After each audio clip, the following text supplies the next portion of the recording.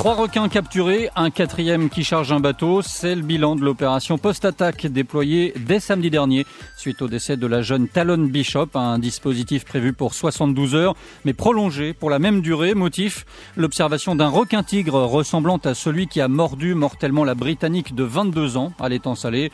Un secteur de plus en plus fréquenté par les squales selon les pêcheurs. Pourquoi cette recrudescence? Est-ce que les techniques de pêche y contribuent? Y a-t-il d'autres méthodes plus respectueuses de l'environnement? C'est dans l'actu ce jeudi sur Réunion Première. C'est dans l'actu. Prenez part au débat 02 62 99 2000.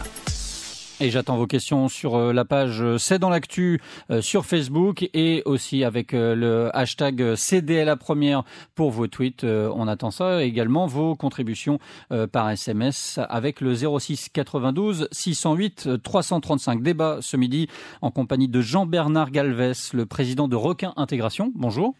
Bonjour Monsieur Dornier, oui, également président de Requin Intégration et représentant ou tout au moins porte-parole local de plusieurs associations qui aimeraient qu'on conserve à la fois la biodiversité, les requins, et qu'on prenne en compte la protection des humains. On va détailler ça dans un instant. David Guyomard.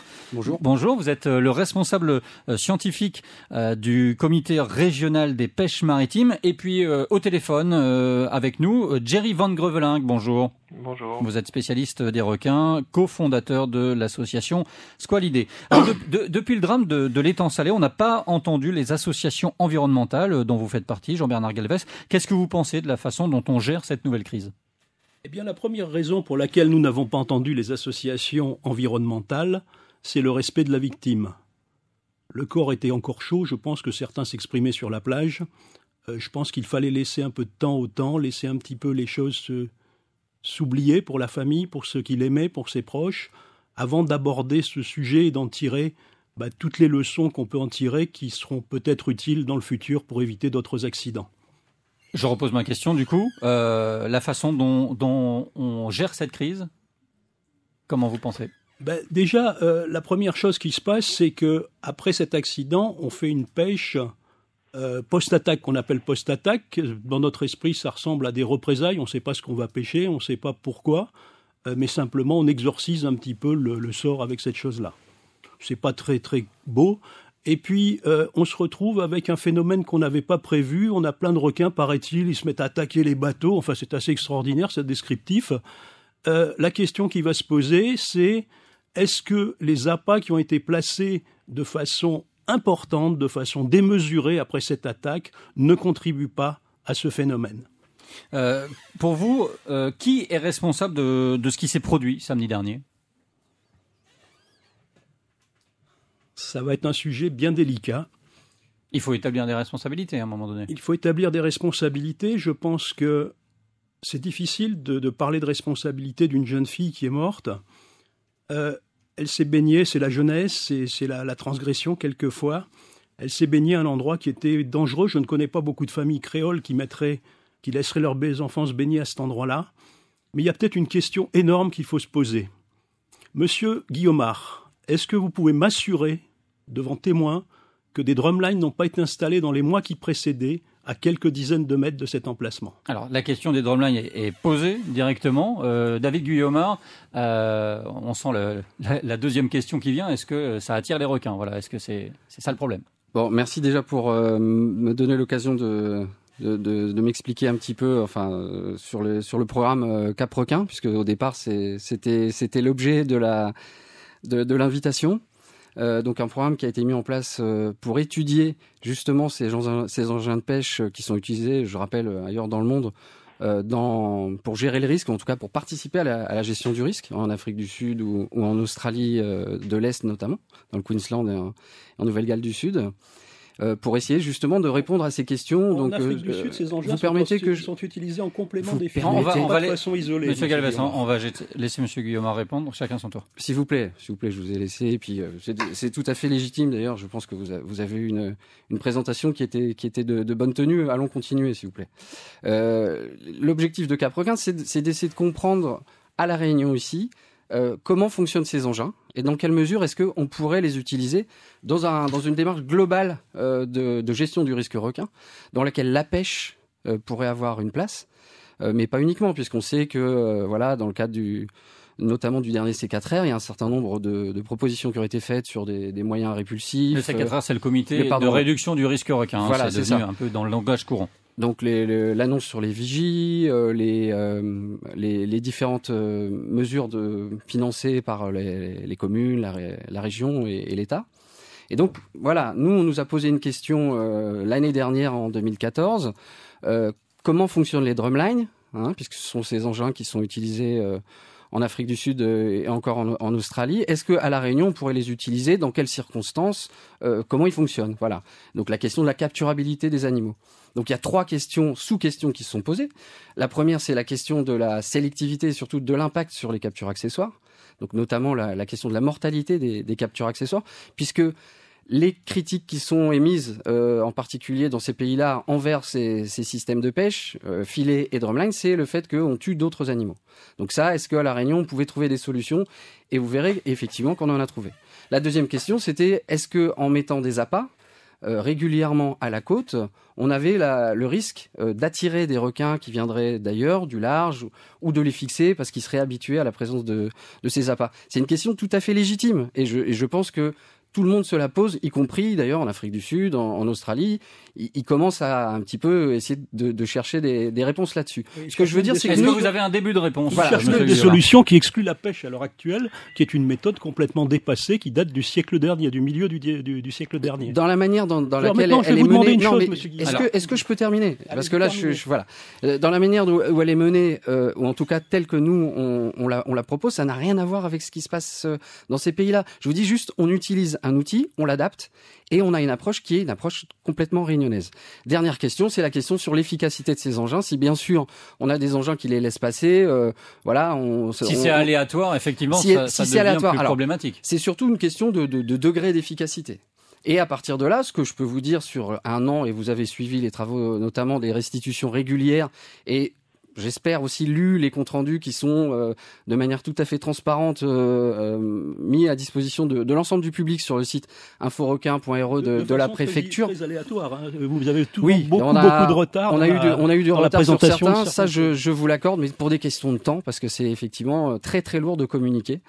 Ça demande beaucoup plus de temps de rédiger un compte rendu pour communiquer et le rendre intelligible, je dirais, que de travailler sur les résultats eux-mêmes. Je termine juste sur ça. Et puis on donnera la parole à Jerry Van Grevelin qui nous attend au téléphone. Oui, Jerry, 2 minutes si tu permets. La question de l'efficacité, c'est une question cruciale. C'est parce que on considère les drumlines, en tout cas telle qu'elle a été présentée initialement à La Réunion, et puis comme un outil qui va être comme une espèce de barrière, au même titre que les filets.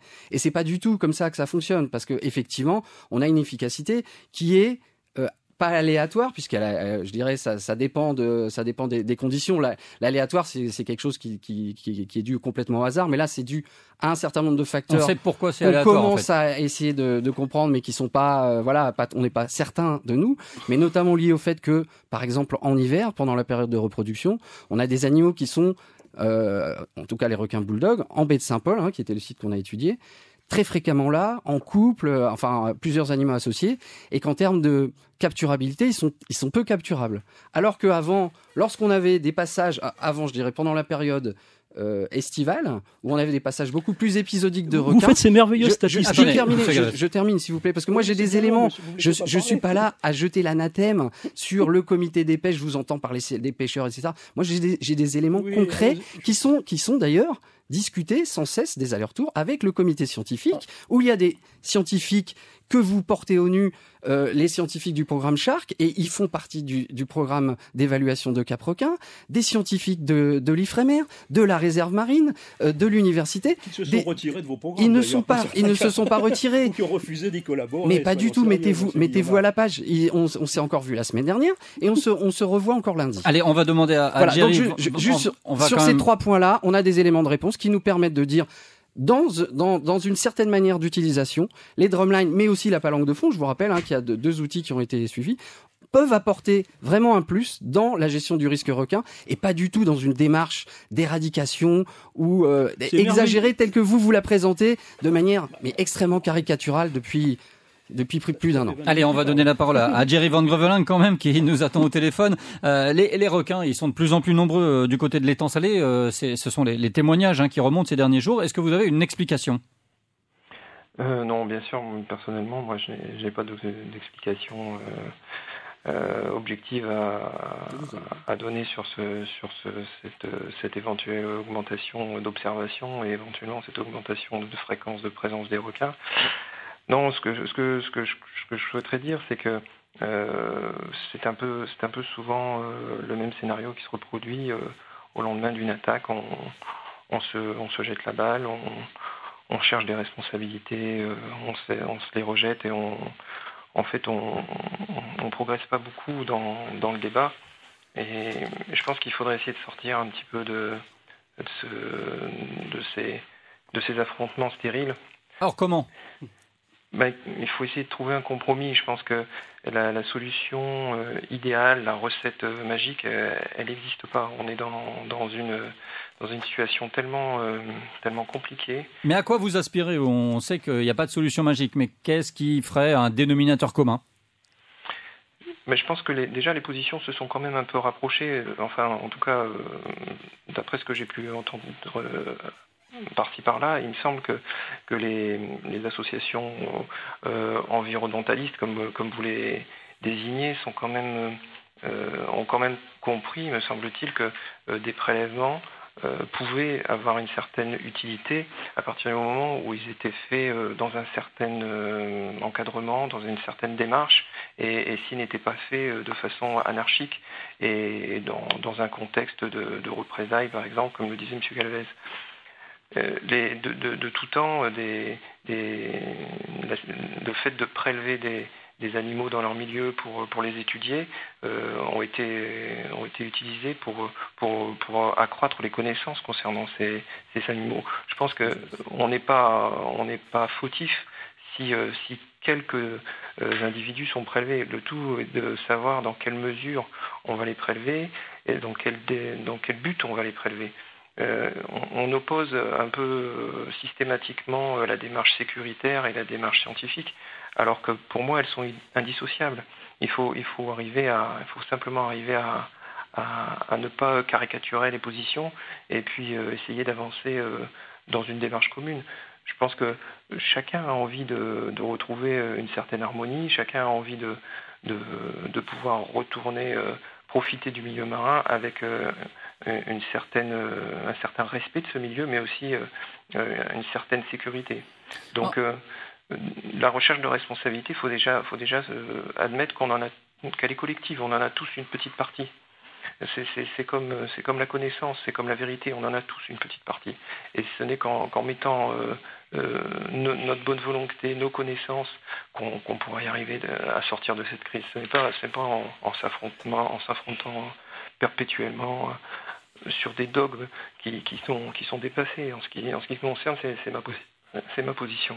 Alors ça fera sans doute pas changer Jean-Bernard Galvez d'avis. Je reviens sur le mois de septembre dernier. Vous demandiez l'arrêt immédiat de Cap-Requin, programme qui fait appel, donc on le redit, à deux techniques de capture, la Smart Drumline et la palangre de fond. Qu'est-ce que vous leur reprochez à ces techniques ? D'abord, je voudrais reposer la question que j'ai posée tout à l'heure à M. Guillaumard et à laquelle il n'a pas répondu. Je veux bien que vous répondiez aussi aux miennes. Mais... Oui, je répondrai à la vôtre ensuite, mais on n'a pas répondu à la mienne.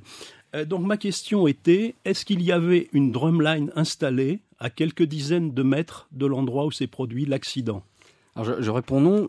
Dans les mois qui précédaient, il n'y a rien eu ? Il y a eu des opérations de pêche dans le cadre de Val-aux-Requins qui ont été... mais est-ce qu'il n'y a pas eu des drumlines ? Non, les dernières opérations, c'était en novembre. Vous le jurez devant les réunionnais rassemblés là ? Je crois que vous n'avez pas compris l'intervention de Jerry que j'ai trouvée remarquable. C'est qu'on cherche de l'apaisement, vous cherchez des coupables. Non, monsieur, on cherche des solutions. J'étais le premier à proposer le consensus. J'étais le premier à proposer un consensus. Un consensus autour de quoi ? Mais monsieur, est-ce que monsieur Guillaumard pourra longtemps imposer sa pêche contre l'opinion européenne? C'est une technique qui remonte aux années 50, qui est complètement dépassée. Les Sud-Africains souhaiteraient en sortir. Et est-ce que M. Guillaumard pourra imposer ces méthodes à l'opinion actuelle ? Il y a actuellement 36 000 personnes qui ont signé une pétition pour refuser que les fonds européens soient utilisés à la pêche. est-ce que vous pensez que l'opinion est prête à accepter les excès de ce genre? Est-ce que vous pensez qu'on ne pourrait pas aller vers des méthodes consensuelles? Le président du Conseil général a débloqué ces 10 millions pour des méthodes... Président du Conseil régional. Régional, pardon, excusez-moi. Alors, moi, je vais poser une question. Est-ce que si on met 10 millions pour mettre des filets, des barrières et tout ça, quel est le besoin de pêcher à côté? Soit la pêche ne sert à rien, et on a d'autres méthodes dans lesquelles on croit et dans lesquelles on va donner 10 millions. À ce moment-là, on les donne aux Réunionnais si ça sert à rien. Ou alors, si la pêche sert à quelque chose, on n'a pas besoin de ça. Mais là, on est dans une complète contradiction. Est-ce que les mesures qui s'additionnent ne pourraient pas être distinguées les unes des autres? Non, on est dans une démarche complémentaire. La pêche, c'est une démarche de fond, encore une fois, raisonnée, comme l'a dit Jerry, accompagnée. Vaut mieux avoir une pêche dont on sache précisément chaque individu, qu'on puisse après le valoriser. Toutes les informations... Le valoriser comment? Avec 260 000 euros, vous avez pêché 9 bulldogs. Ça met le bulldog bien plus cher que le kilo de bichic. Hein. Voilà, alors évidemment, avec ce genre d'approximation qu'est-ce que vous répondez? dont vous êtes spécialiste, malheureusement, on va pas beaucoup avancer. Vous répondez quoi? Juste là-dessus, sur 270 000 euros, il y a la moitié qui est pour les analyses de laboratoire et qui n'ont pas encore commencé. Il y a 90 000, je suis désolé, on n'est pas loin. Donc bon, excusez-moi, la question de la complémentarité des méthodes, c'est ce qui justement fait l'originalité de la démarche réunionnaise. On n'est pas uniquement sur la pêche, on n'est pas uniquement sur on n'est pas uniquement sur. On est dans le constat alors, que les barrières. Les barrières, pour l'instant, on ne vous entend pas ça. Si vous êtes trop loin. Non, juste les barrières ne sont pas en place pour l'instant. Les barrières n'ont pas encore fait leurs preuves. Vous allez choisir la pêche contre l'opinion internationale, contre l'opinion mondiale. Galvez, vous allez imposer la pêche à la Réunion. Le gouvernement, la région et les communes. La Réunion. Mais vous aurez beau crier comme vous voulez, monter sur la table. Je suis désolé. Je ne monte pas sur la table, monsieur Guillaumard, c'est vous qui avez de manière politique quand vous avez su que j'étais là. Alors, avec ce type de comportement, bien sûr. On va aussi demander à Jerry Van Grevelink ce qu'il pense des avancées du programme Shark. Il y aura une restitution dans quelques jours. On a appris certaines choses sur le comportement des requins, sur leur mode alimentaire. Est-ce que vous êtes satisfait des résultats ? Bon, écoutez, je suis pas la personne la mieux placée pour vous parler des résultats du programme Shark. Je pense que les personnes qui ont travaillé directement à l'IRD seront plus compétentes. Non, mais en tant que spécialiste des requins, vous avez quand même un avis sur les conclusions du programme. Je pense qu'effectivement, le programme a apporté des connaissances supplémentaires en termes d'écologie sur les bulldogs et les tigres, notamment sur ces espèces qui sont supposées et qui sont réellement impliqués dans l'accidentologie locale, et ils ont apporté aussi la confirmation de certains faits que nous-mêmes à Squalidé nous avions déjà évoqués à travers les études et les publications sur l'accidentologie, à savoir l'implication déjà du requin bulldog, sa présence déjà à La Réunion, puisque je rappelle qu'avant nos travaux, on ignorait complètement la présence de cette espèce à La Réunion, a fortiori son implication dans les attaques. Bon, la confirmation aussi à travers Shark que cette espèce est plus fréquente sur nos côtes durant l'hiver austral, que sa présence est plus marquée en fin de journée, un certain nombre de choses qui étaient aussi en partie connues d'un point de vue biographique concernant l'habitat, les déplacements de ces espèces, mais il était indispensable de savoir si tout ça se vérifiait ici à La Réunion. Donc l'étude Shark pour ma part était indispensable à mener. Maintenant, il faut se poser certaines questions. Est-ce que des questions précises avaient été posées au départ dans la mission Shark, si j'ose dire? Est-ce qu'on avait par exemple, demander l'évaluation de la population, de l'effectif de requins bulldog à La Réunion? Est-ce qu'on a demandé aussi aux scientifiques d'établir si les requins bulldog étaient sédentaires autour de La Réunion, ou si des échanges avaient lieu, s'il y avait motif, s'il y avait possibilité ou pas d'agir sur cette population? Est-ce qu'il y avait un intérêt à faire une régulation, etc. Toutes ces informations auraient été précieuses et auraient peut-être évité des confusions, des débats, des querelles stériles avec des interprétations que chacun a, alors que nous n'avons pas tous à notre niveau les connaissances pour pouvoir s'exprimer sur ce sujet. Si vous permettez, Donc monsieur. voilà, Shark était indispensable, mais pas suffisant. Donc il faut poursuivre les études, et c'est aussi pour ça que nous participons aux programmes qui suivent, qui s'enchaînent derrière Shark, comme Caproquin. Je pense que effectivement il y a peut-être des choses à dire, il y a peut-être des choses à revoir. Je pense qu'il faut en discuter. Mais si possible dans la sérénité et éviter la polémique, parce que le fait qu'il y ait des drames qui ponctuent régulièrement l'actualité font que les discussions deviennent enflammées et parfois impossibles. Jean-Bernard Galvez, les enseignements de Shark, vous, à votre niveau, est-ce que vous pensez que les résultats qui sont obtenus peuvent permettre de faire avancer les choses? Je pense qu'avec monsieur Jiří Van Grevelin, nous sommes totalement d'accord. Nous avons été les premiers à demander à ce que la connectivité soit étudiée.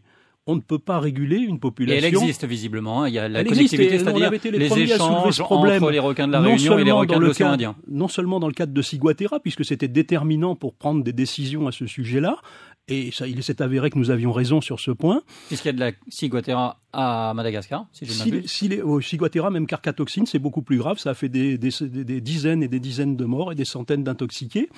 Mais également, c'est très important, et c'est pour ça qu'avec le programme Shark, on met la charrue avant les bœufs. On ne peut pas réguler une population dont on ne sait pas si elle circule avec l'extérieur. Ici, c'est tout petit, il y a un tout petit plateau continental, il n'y a rien. On va pêcher là-dessus, mais on ne sait pas comment circulent les requins. Donc, la technique sud-africaine consiste à réguler une population qui est présumée sédentaire. Ici, si les requins vont à Madagascar, comment vous voulez réguler ça? Et M. Guillaumard nous propose de les réguler sans connaître la population et sans savoir comment se déroulent les échanges. Donc on a mis la charrue avant les bœufs. Alors je vais aller plus loin. On a même proposé à soutenir le programme Shark si on supprimait le fait de tuer des requins sans comprendre et sans savoir pourquoi, comme ça s'est fait. Caprequin, dans le cadre de Caprequin, effectivement. Donc on avait même proposé de soutenir le programme Caprequin de M. Guillaumard si, au lieu de tuer les requins bêtement pour Ciguatera, dont on savait que ça servait à rien, on le savait dès le départ, on avait mis des balises pour étudier cette connectivité. Et à ce moment-là, vous parliez d'union, on aurait pu tous travailler ensemble. Ça a été fait, ça, les balises. Ça a été fait, les marquages de requins. Oui, mais vous savez très bien, il y a plus de la moitié des requins qui ont été pêchés dans Caprequin qui ont été marqués. L'élément déterminant pour conduire une politique de régulation ou de sécurité, c'est d'abord de savoir si les requins circulent. Vous n'étudiez pas ça, vous les tuez.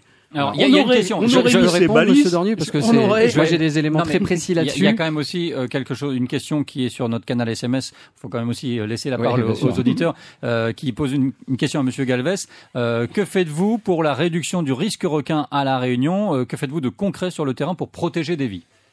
Vous êtes opposé à ce qui existe. Est-ce que je peux répondre qu'est-ce qu'on fait à la place? La première chose que nous faisons, c'est de dénoncer les absurdités des programmes en cause. Ça, c'est une chose, mais après, on fait quoi? Oui, mais c'est le premier élément. Mais sur quelle base, monsieur Galvez? C'est ça le truc, ce que nous vous proposons, c'est justement d'aller travailler sur des programmes sérieux. C'est pas d'aller pêcher du requin pour pêcher du requin. Mais c'est quoi le programme sérieux? Ce n'est pas pêcher du requin pour pêcher du requin. Mais si, monsieur Guillaumard, vous avez parlé d'effarouchement avec des appâts, mais vous êtes pas du tout, c'est vous qui avez parlé de ça. Mais si, c'est vous l'avez fait en CO4 vous l'avez fait. Je n'ai jamais parlé d'effarouchement avec des appâts. C'est vous qui avez repris ça. Sur les mots, vous avez parlé d'effarouchement. Non, justement, moi je suis précis avec les mots et c'est vous qui utilisez d'autres termes. Ça a été votre cheval de bataille. Jean-Bernard Galvez, je voudrais que vous répondiez à la question. Qu'est-ce que vous proposez concrètement à la place de ce que fait la préfecture? Alors, par exemple, et ce qui est organisé autour. Dans le cadre d'un programme coordonné, oui, où la pêche n'est qu'une partie de la pêche éléments. Mais visiblement, vous abandonneriez la pêche. Alors, vous feriez quoi à la place pour protéger les plages? Tous les projets. Nous pouvons proposer des projets de barrières. Non, mais on va laisser nous pouvons proposer des projets de barrières. Nous pouvons proposer qu'on développe le système Vigie. Nous pouvons proposer toutes sortes de... en place. Mais tout ça est déjà en place. En fait, vous mettez déjà en place. Vous posez votre petit hameçon à côté, vous pêchez à côté. Donc vous êtes en train de faire n'importe quoi à côté. Et par contre, on va dépenser 10 millions d'euros pour ces projets. Mais à quoi servent votre pêche à côté si ces projets... En fait, vous gardez le programme sans la pêche. On garde tous les programmes sans la pêche, bien sûr. Il faut aller vers des solutions nouvelles. Il faut changer. Alors, question, David Guillaumard, à quoi ça sert de pêcher si on a des techniques qui évitent aux requins d'approcher des plages? Voilà. Alors, d'abord parce que pour l'instant, à l'échelle mondiale, c'est la seule technique qui fonctionne. Les filets innovants, tels qu'ils vont être développés dans le cadre d'appels à projets où effectivement il y a besoin de beaucoup d'argent.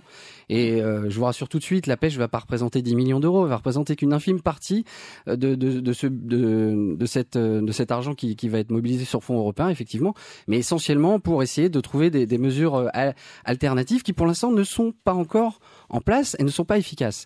Ce qui est efficace, c'est la pêche. Malheureusement, je suis désolé de vous le dire, sauf qu'on le fait dans des conditions, nous, ici à La Réunion, qui seront beaucoup plus respectueuses de l'environnement, puisque on va travailler uniquement sur les 2 espèces incriminées, le bulldog et le tigre, et notamment en faisant en sorte de relâcher, puisqu'on a les moyens de le faire grâce aux engins de pêche, toutes les espèces accessoires, notamment de requins, en particulier les espèces de requins de récif, qui, je le rappelle, sur proposition du comité des pêches, ont été interdites à la pêche pour tout type de pêche, y compris pêche de plaisance. Donc les 5 espèces les plus communes, qui sont les 2 pointes blanches, le point noir. Il nous reste moins de 2 minutes. Voilà, le gris et le requin nourrice, dont un d'ailleurs a été marqué très récemment dans le cadre des opérations post-attaque, puisque justement on continue toujours à acquérir de l'information. Je termine juste là-dessus, ça marche. Le taux d'attaque serait infiniment plus important dans tous ces pays-là où on a des surfeurs du matin jusqu'au soir dans des eaux turbides, etc., du côté de Sydney ou de Durban, s'il n'y avait pas ce système de pêche. Et ça fonctionne. Malheureusement,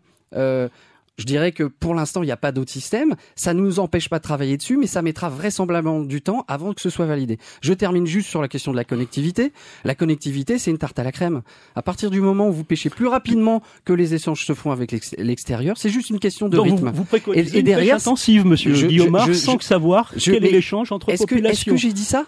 J'ai jamais dit ça. Mais il faut pêcher plus vite que le remplacement des populations. J'ai dit à partir du moment où... Ce qui se passe en Afrique du Sud, c'est qu'on considère que les populations sont résidentes, et vous le savez très bien, puisque vous avez écrit ça vous-même dans l'étude sur la baie de Saint-Paul de 2007. Pour que les techniques de pêche soient efficaces, il faut que les populations soient résidentes. 97. Bon, il y a 15 ans, il s'est passé beaucoup de choses depuis, notamment des marquages de requins qui ont montré, et j'espère que vous vous mettez au courant. Vous arrange, monsieur Guillaume. Ben si, justement, au contraire, c'est tout confirmé. Mais on n'arrivera pas à mettre d'accord. On arrive à la fin de ce débat. Nous, c'est basé sur des données. Et les données que monsieur Guillaumard, monsieur Galvez, lui, c'est juste des fantasmes. Ce sera dur de vous mettre d'accord, évidemment. Non, je pense qu'on pourra pas se mettre d'accord, mais nous sommes prêts à soutenir le programme si on ne tue plus de requins. On a bien compris. Merci à vous deux et aussi à Jerry Van Greveling. Merci Jerry d'avoir été au téléphone avec nous. Pour une prochaine fois, on refera ce débat, bien entendu, sur ce thème avec différents interlocuteurs qui ont beaucoup de choses à dire sur ce sujet. Merci et bon après-midi.